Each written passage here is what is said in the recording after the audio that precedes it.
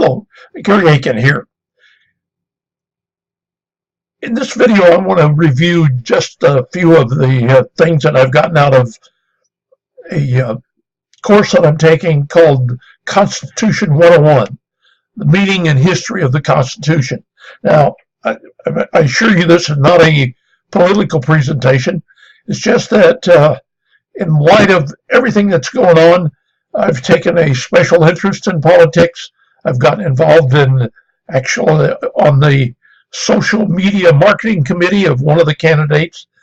And I thought, well, maybe a thing that I could do to get a little bit more educated on the subject was to participate in a course that's put on by Hillsdale College in Michigan. I think it's partly sponsored by the Heritage Foundation, but it's called Constitution 101. And it's a series of videos that are made available, and it's free to anybody when they offer it that way. And I personally never was a really good history student in high school. I thought it was just boring to memorize all those dates, although now I wish I had have. But anyway, I embarked on this maybe a month or so ago.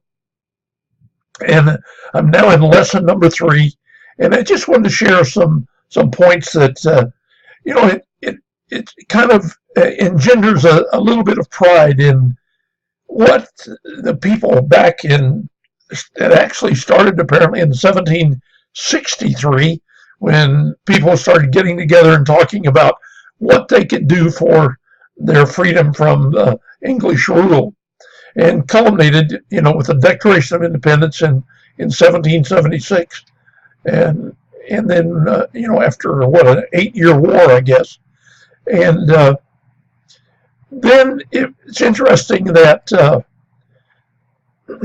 they started then to develop the Constitution, and realized that after the war there wasn't any reason for the 13 states to really pay their tax money. I guess they thought they needed it worse than the government needed. They didn't have any force to collect taxes, and the government was really broke.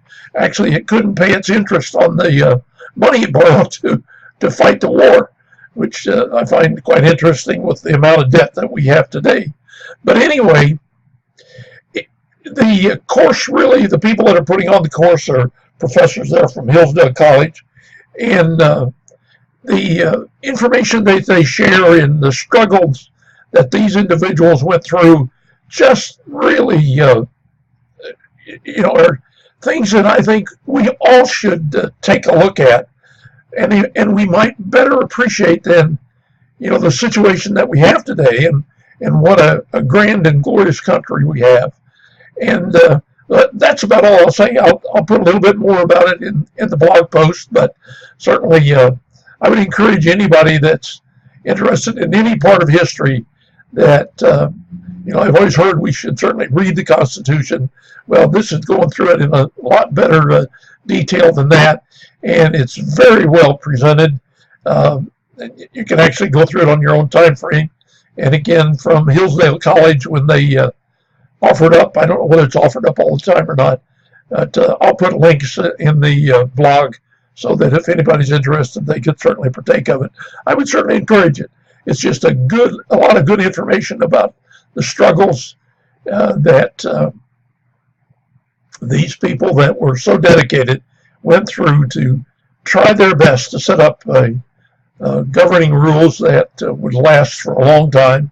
And I think we can all be thankful they've lasted this long, and hopefully we can have them last a lot longer.